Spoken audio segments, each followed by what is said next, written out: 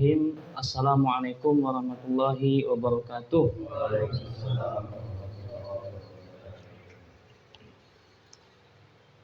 Alhamdulillahirabbil alamin.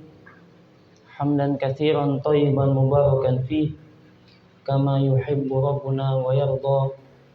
Asyhadu an la ilaha illallah wahdahu la syarikalah wa asyhadu anna Muhammadan abduhu wa rasuluhu la nabiyya wa la rasulahu ba'dah. Qala Allah Ta'ala fi kitabil karim, a'udzu billahi minasyaitonir rajim. Ya ayyuhalladzina amanu taqullaha wa qulu qawlan sadida yuslih lakum a'malakum wa yaghfir lakum dzunubakum wa may yuti'illaha wa rasulahu faqad faza fawzan 'azima. Qala Rasulullah sallallahu alaihi wasallam kama warada fi hadis al-musalsal bil awwaliyah qala irhamu man fil ardi yarhamukumullah man fis sama. Amma ba'd. Alhamdulillah, sebelumnya kami ucapkan terima kasih kepada bapak-bapak yang ada di masjid ini. Terima kasih sebesar-besarnya kepada para kiai, orang tua yang tentunya kami selaku anak muda sangat menghormati orang tua.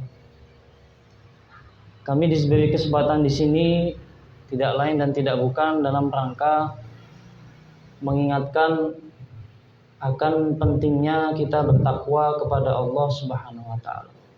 Tadi di pembukaan kita selalu mengucapkan hamdan wa syukranillah, karena emang madar kullu umur, poros setiap masalah itu adalah Allah Subhanahu wa taala. Kalau Allah sudah bilang Kalimantan harus jadi ibu kota Indonesia, seberapapun tertinggalnya Kalimantan itu Allah sudah takdirkan di tahun ini atau di tahun sebelumnya Kalimantan itu jadi ibu kota, maka dengan segala kesederhanaannya itu akhirnya Kalimantan jadi ibu kota juga sekarang. Dan begitu juga dengan yang lainnya. Artinya di awal ini kita harus sama-sama menyamakan persepsi bahwa apa yang kita cari di dunia ini semuanya hanya untuk Allah Subhanahu wa ta'ala. Karena kalau Allah ingin menjatuhkan sebuah kaum, Allah mudah ingin menjatuhkan. Kemudian Allah ingin mengangkat, juga Allah mudah. Rasulullah bersabda dalam sebuah hadis, innallaha yarfa'u bihadzal kitabi aqwaman wa yadh'u bi akharin. Allah kalau ingin menaikkan sebuah kaum itu Allah tinggal cutik saja naik dia. Tapi kalau Allah ingin turunkan kaum tersebut, kasih satu perkara aja turun dia. Seperti itu. Maka dari itu kita di sini sebagai sama-sama orang Islam, sama-sama orang yang satu kiblat, lahu hukuk wa lahu wajibat. Orang-orang Islam itu punya hak-hak yang harus ditunaikan dan kewajiban yang harus ditunaikan. Salah satunya adalah bersilaturahmi. Nah, makanya kami dari Kehalifan Islam atau sistem kepemimpinan kaum muslimin dalam satu wadah kepemimpinan itu mengadakan program yaitu dakwah fisabilillah dalam rangka memperkenalkan kepada umat bahwa orang-orang yang bertakwa ini sebagaimana yang Allah Subhanahu wa taala firmankan di dalam surat An-Nisa di juz 4 itu. Allah kan berfirman, ya ayyuhalladzina amanu taqullaha haqqa tuqatih wa la tamutunna illa wa antum muslimun. Wahai orang-orang yang beriman, bertakwalah kamu kepada Allah dan jangan sampai kalian meninggal kecuali dalam keadaan Islam. Jadi ukhuwah Islamiyah atau orang-orang yang sudah dalam barisan Islam ini di ayat tersebut selanjutnya dilanjutkan. Jadi di ayat itu dilanjutkan wa'tasimu bihablillahi jami'an wala tafarraqu. Hendaknya orang-orang yang sudah beriman dan bertakwa itu, kita dan seluruh saudara-saudara kaum muslimin yang sudah sama-sama satu kiblat, sudah sama-sama bersyahadat, itu hendaknya mereka semua disatukan, wa'tasimu bihablillah, dengan tali Allah, jami'an, secara bersama-sama. Artinya selain kita punya kewajiban beriman kepada Allah, kita punya kewajiban bersyahadat, kita juga sebagai hamba Allah punya kewajiban untuk menyatukan hati-hati kaum muslimin ini dalam satu ikatan. Yang nanti ayat ini itu disyarah atau ditafsirkan di hadis Rasulullah SAW sebagaimana yang diriwayatkan oleh Anas bin Malik, yang hadis ini ada di Sahih Bukhari dan Sahih Muslim, dan kebanyakan riwayatnya melalui jalur Anas bin Malik, walaupun ada syahid atau dari jalur sahabat yang lainnya, di mana Rasulullah SAW bersabda mengenai penjelasan ayat tadi, bagaimana kaum muslimin itu punya kewajiban untuk, yang sudah bertakwa itu, yang sudah Islam, punya kewajiban untuk diikat dalam satu ikatan kesatuan. Maka Rasulullah SAW bersabda, kanat banu Israel tasusuhumul anbiya. Dahulu Bani Israel itu dipimpin oleh nabi-nabi. Kullama halaka nabiyun khalafahu nabiyun. Yang ketika nabi tersebut meninggal maka digantikan oleh nabi yang lain. Maka kita baca dalam sejarah, nah buku sejarah tentang kisah nabi yang termasuk mu'tamad, rujukannya yang termasuk kuat adalah Qasasul Anbiya punya Imam Ibnu Katsir bagi yang ingin rujuk. Jadi di situ disebutkan, Imam Ibnu Katsir menjelaskan kenapa Rasulullah SAW itu kok di hadis itu mencontohkan kepada umatnya kepemimpinan Bani Israel. Padahal kita tahu nabi-nabi sebelumnya juga Allah sebutkan sebagai kepemimpinan. Ya Daud, inna ja'alnaka khalifatan fil ardi, dalam Al-Quran. Wahai Daud, aku jadikan engkau sebagai pemimpin di bumi ini, pengganti. Pengganti tersebut maksudnya adalah orang yang membawa risalah Allah Subhanahu wa ta'ala. Bukan dalam badal di sini majazi, bukan hakiki. Bukan dia pengganti Allah, seakan-akan dia Allah, bukan. Tapi badal majazi. Dia pengganti Allah dalam rangka membawa risalah Allah. Nabi Adam juga seperti itu. Wa idz qala rabbuka lil malaikati inni ja'ilun fil ardi khalifah. Di surat Al-Baqarah itu. Ingatlah ketika Allah Subhanahu wa taala ingin mengutus seorang pemimpin atau pengganti yang membawa risalah Allah ke bumi ini. Tapi di hadis tersebut itu yang dilafatkan oleh Rasulullah malah kepemimpinan Bani Israel. Karena Bani Israel tasusumul anbiya. Ternyata kalau kita merujuk ke kitab Qasasul Anbiya itu, dan dulu kami pas di Al-Azhar di Mesir juga ketika membahas Qasasul Anbiya itu juga dijelaskan rinci bahwa Bani Israel lah yang silsilah kepemimpinan nabinya itu yang paling panjang. Jadi dari mulai Nabi Yakub, kemudian anaknya yang 12 saudara anak dari Nabi Yakub membuang Yusuf, kemudian Yusuf dapat tempat di Mesir, kemudian kepemimpinan dari Yakub berganti ke Nabi Yusuf, kemudian Nabi Yusuf akhirnya terus ke bawahnya sampai mengalami pasang surut. Puncak-puncaknya adalah ketika masuk pada zaman Nabi Sulaiman. Nabi Sulaiman masih keturunan Yakub, alaihissalam, masih keturunan Bani Israel. Itu bahkan menguasai semua dunia ini. Bahkan Nabi Sulaiman tentaranya adalah jin dan para malaikat. Seperti itu. Nah, terus setelah Nabi Sulaiman itu lanjut lagi terus Nabi Daud sampai Musa. Kemudian Musa meninggal digantikan oleh Yusha bin Nun. Kemudian Yusha bin Nun ketika peristiwa Tih itu peristiwa ketika Bani Israel sudah diselamatkan oleh Allah dari kepungan Fir'aun, pas lari dikejar Fir'aun itu di Laut Merah itu kan, setelah selamat pengikutnya Bani Israel itu malah murtad, malah minta dibuatkan model sesembahan kayak pohon yang orang-orang pada saat itu. Akhirnya dihukum dan gak mau masuk Palestina juga. Akhirnya dihukum dengan 40 tahun mereka tidak boleh kemana-mana. Itu disebut dengan peristiwa Tih dalam literatur. Jadi mereka di padang pasir itu jadi orang Badui, bingung mau kemana.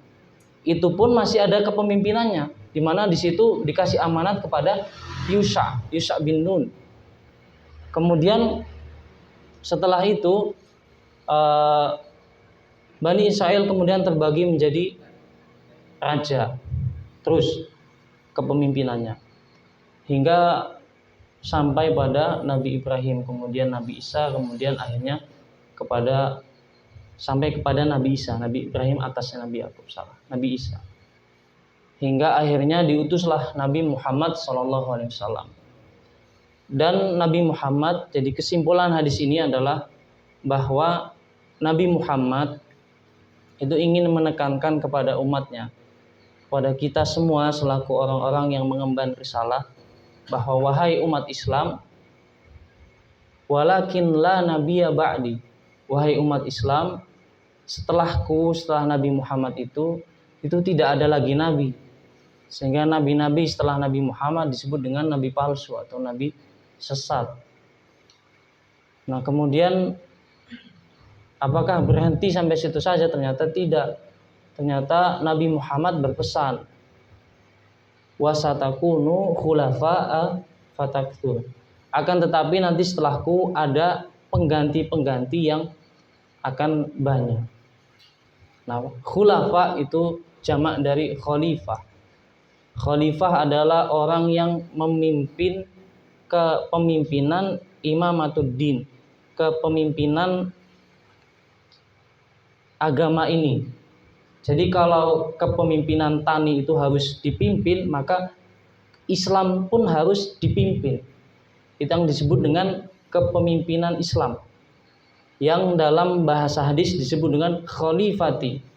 Makanya Abu Bakar As-Siddiq, kemudian setelah Rasulullah SAW meninggal, Abu Bakar As-Siddiq itu ditunjuk oleh Rasulullah SAW menjadi khalifah Rasulullah, pengganti sebagai pemimpin Rasulullah SAW.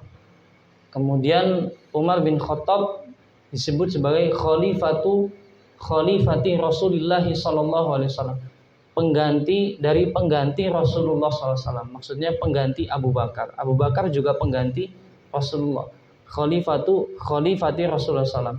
Karena ini mudhaf ilaihnya terlalu panjang, dalam kaidah Arab itu mudhaf ilaihnya terlalu panjang. Orang nyebutnya susah. Kadang di kita aja kan di lahjah Indonesia kita ketika menyebut kata-kata Arab itu agak susah juga. Jadi kadang kita menyesuaikan lahjah. Nah, orang Arab juga seperti itu. Kalau kita nyebut khalifati Rasulullah sulit ini. Maka akhirnya dimulai zaman Umar bin Khattab itu kata khalifah itu diganti lagi, disebut dengan Amirul Mukminin, sehingga pengganti Rasulullah SAW dengan sistem kepemimpinan Islam itu orangnya bisa disebut sebagai khalifah atau Amirul Mukminin. Singkatnya, tanpa ingin memperpanjang, bahwa Rasulullah SAW itu berpesan kepada kita semua, kepada kaum muslimin, dan pesan ini yang harus sebenarnya dijaga. yaitu sepeninggal Rasul umat Islam ini jangan sampai tidak memiliki kepemimpinan yang kemudian itu dilanjutkan terus. Hanya saja kemudian di tahun 1924 itu silsilah itu berhenti. Dan silsilah berhenti itu sebenarnya bukan hanya di tahun 1924. Di tahun 600-an Masehi ketika Baghdad dihancurkan oleh pasukan Tartar itu, tahun 600-an Hijriah, itu juga sempat kosong kepemimpinan. Ada sekitar 3-4 tahun kaum muslimin itu nggak punya pemimpin. Jadi nggak ada khalifahnya atau amirul mukmininnya, pemimpin Islamnya itu nggak ada. Yang kemudian dibangkitkan lagi oleh Mamalik, dinasti Mamalik dari Mesir, yang salah satu pemimpinnya nanti dikenal dengan nama Salahuddin Al-Ayyubi. Kalau kita sering mendengar Salahuddin Al-Ayyubi, salah satu pemimpin dari dinasti Mesir. Nah, kemudian tahun 1924 di Turki hilang lagi kepemimpinan itu dan kaum muslimin lama tidak memiliki kepemimpinan. Dan alhamdulillah dengan musyawarah dan perjuangan para ulama juga, kekhalifahan Islam berdiri kembali, dan dengan izin Allah Indonesia yang diberi kesempatan untuk kepemimpinan ini, sehingga dimaklumatkan pada tahun 1927 kekhalifahan Islam dengan musyawarah yang dihadiri oleh cendekiawan muslim di Jogja pada saat itu melalui kongres juga. Jadi diumumkan bahwa telah berdiri sistem kepemimpinan umat Islam ini. Nah, jadi yang belum dipahami oleh masyarakat bahwa khilafah ini identik dengan hal yang negatif. Padahal khilafah itu adalah ajaran Islam. Bahkan disebutkan di literatur para ulama, di antaranya Ahkam Sultaniyah punya Imam Al-Mawardi, kemudian ada juga Ahkam Sultaniyah punya Abu Ya'la Al-Farrokh, kemudian Riyathul Umam fil Tiyaziz Zulam Abul Ma'ali Al-Juwaini, itu juga menulis tentang itu, pentingnya persatuan umat Islam. Nah, hanya mungkin karena karena faktor hasutan mungkin ya, atau karena faktor kurang bersilaturahim antara para pejuang Islam dengan para tokoh nasional, antara aparat dengan masyarakat sipil, itu kurang, sebagai muslim itu kurang husnuzon, kurang silaturahim. Jadi kadang sana melihat ngomong A dikiranya menghina, di sini bilang kepemimpinan Islam dikiranya ingin menghancurkan sistem yang sudah ada. Padahal tidak. Sistem kepemimpinan Islam ini itu menaungi semua orang Islam. Jadi kalau di zaman dahulu ada istilah Hanabilah, orang-orang yang bermazhab Hambali, ada Malikiyah, orang-orang yang bermazhab Maliki. Mereka semua dengan aliran-aliran itu berada di bawah satu komando, satu pemimpin Islam. Nah, kalau kita sekarang belum berada di satu komando itu, sehingga dengan adanya satu kepemimpinan itu memudahkan kita untuk mengurangi hal-hal yang sifatnya buruk atau adu domba. Itu yang sebenarnya ingin disampaikan oleh kami selaku kekhalifahan Islam. Jadi supaya masyarakat atau kekhalifahan Islam ini bisa mendekat ke masyarakat bahwa inilah khilafatul muslimin atau kekhalifahan Islam, bahasa Arabnya sistem kepemimpinan umat Islam, itu bahasa Arabnya khilafatul muslimin, sistem persatuan umat Islam yang dipimpin oleh satu pemimpin. Itu bahasa Arabnya mudahnya khilafatul muslimin. Ada khilafah Islamiyah, ada khilafah ala minhajin nubuwah. Mustalahnya banyak, tapi kata para ulama la musyahhata fil istilah. Istilah-istilah itu jangan dipusingin. Intinya inilah sistem kesatuan kaum muslimin yang diharapkan kita bisa mari sama-sama untuk dalam satu kepemimpinan. Dan ini bukan berarti ketika kita dalam satu kepemimpinan terus yang lainnya disuruh bubar, tidak. Boleh yang lainnya tetap ada semua, tapi mereka harus dalam satu komando. Bahkan kalau pemimpinnya dari ormas-ormas yang sudah besar pun tidak apa-apa. Tapi kita diperintahkan oleh Allah untuk ada satu komandonya, satu pemimpin. Sehingga kalau disebutkan siapa pemimpin kaum muslimin dari ujung dunia sampai dari mulai Mesir, Al-Azhar sampai Indonesia, itu disebutnya sebagai fulan, khalifahnya, pemimpin kaum musliminnya. Ya, itu mungkin dari kami selaku di sini disuruh oleh Ustadz Rudi untuk menyampaikan. Mungkin beliau malu jadi diwakilkan kepada kami, karena biasanya dalam hadis itu kan disebutkan rubba sami' au'a minal muballigh. Terkadang orang yang mendengarkan dari orang lain itu lebih mengena. Jadi kadang Rasulullah bersabda apa, terus para sahabat mendengar, bisa jadi pemahamannya itu tidak seutuh ketika sahabat lain yang disampaikan.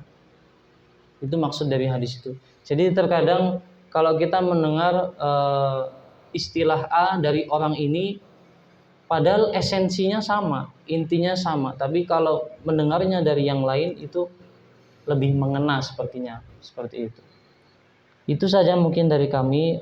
Yang pertama adalah silaturahim, menjalin hubungan sosial dengan bapak-bapak semuanya untuk mengurangi hal-hal yang berita yang sifatnya buruk, karena itu tidak bagus. Kita sesama muslim harus saling husnuzon, dan dilarang atau haram hukumnya untuk suuzon. Jadi sama-sama dari khilafatul muslimin juga harus husnuzon kepada masyarakat, masyarakat juga harus husnuzon kepada khilafatul muslimin. Adapun dalam permasalahan yang sifatnya furu'iyah, permasalahan-permasalahan yang beda pendapat dalam hal fikih, itu hal biasa. Dan fikih itu luas. Kata Al-Imam Abu Qatadah, namanya Abu Qatadah, beliau berkata, man lam yashuf ikhtilaf fil fiqh lam yashuf raihata ad-din. Barang siapa yang belum pernah lapang dada dengan perbedaan cabang fikih, dia itu belum bisa mencium din, secara utuh. Jadi sepanjang perbuatan itu bukan perbuatan yang sifatnya sampai dia murtad, kafir, itu kita masih sama-sama muslim dan wajib untuk terus dalam sosialisasi menyambung silaturahim. Terima kasih kepada bapak-bapak yang telah memberikan waktu kepada saya. Dan di sini kami mohon maaf kalau dirasa lancang, karena memang secara umur anak pribadi masih terlalu muda. Hanya mungkin merasa dilebihkan dalam hal ilmu, dan itu ya tidak juga sebenarnya. Jadi mohon maaf sekali lagi kalau dirasa mengajari atau terkesan nasihati yang tua, kan biasanya gitu. Ini tidak hanya sekedar sharing saja, semoga bisa menjadi bahan pikiran, dan syukur-syukur kita bisa sama-sama dalam satu barisan, dalam satu kepemimpinan Islam, dan itu tidak mengurangi apapun tentang kepribadian kita. Jazakallahu khairan, terima kasih. Assalamualaikum warahmatullahi wabarakatuh.